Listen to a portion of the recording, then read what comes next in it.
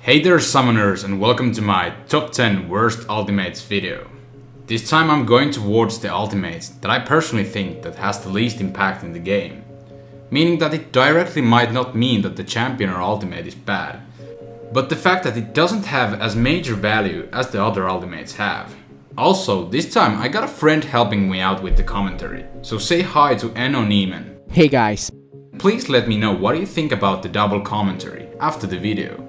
And regardless, my name is Hepodix and hope you enjoy. Warwick's ultimate, Infinite Duress, in terms of CC is good, but has its own flaws. It's still glitchy and very easily interruptible in teamfights, so I personally don't have that much respect towards this one. In comparison with Malzakar's range suppress, he's much less likely to get interrupted, making his ultimate more viable.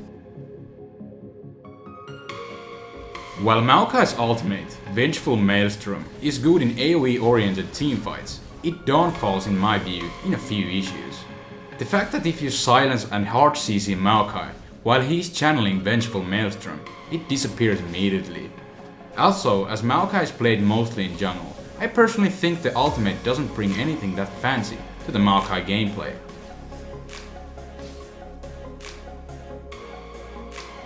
Ah yes, Udyr and his Phoenix stance. I don't know, it's just the fact that his Phoenix stance is so similar to Udyr's other abilities. Don't get me wrong, it's still a great jungling skill, but it just doesn't feel really special like an ultimate should. In comparison, imagine someone having a 4th aura stance instead of Crescendo. Oh my god, that would be so stupid. People however don't really tend to complain about this ultimate that much. Shyvana's Dragon's Descent is absolutely something that needs to be included, since I personally think the health design doesn't really cut it.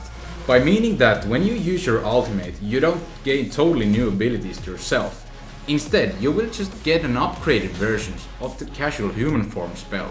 Look at Nidalee, Elise, and even Jace, who just whaps his weapon. They all gain 3 totally new abilities when changing their form or stance.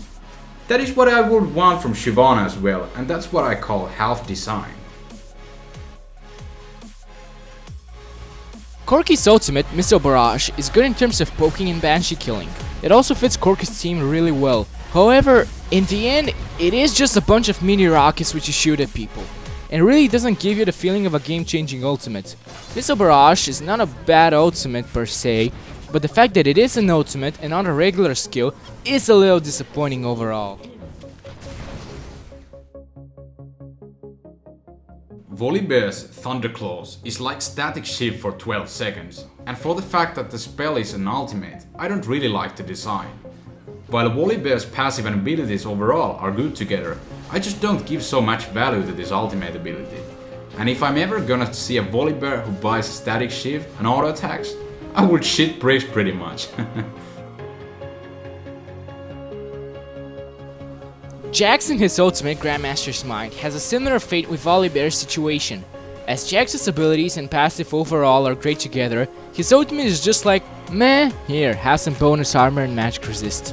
I really need to be honest though, the ultimate's passive effect is really sweet, but the active effect feels a little bit neglectable. Ryze is one hell of a spell cannon when it comes to spamming abilities. His ultimate, Desperate Power, is just a steroid for the other 3 basic abilities. While the bonuses that the ultimate gives are good, I still prefer something more visual or noticeable stuff than a simple booster. Heimer's upgrade is good in terms of its passive, which gives up to 20% cooldown reduction in rank 3, but the ultimate's active feels somewhat boring. Back in the old times when Heimer had like 5 turrets available at later ranks, then the ultimate would be kick-ass. But now we have 2, so it's not so cool.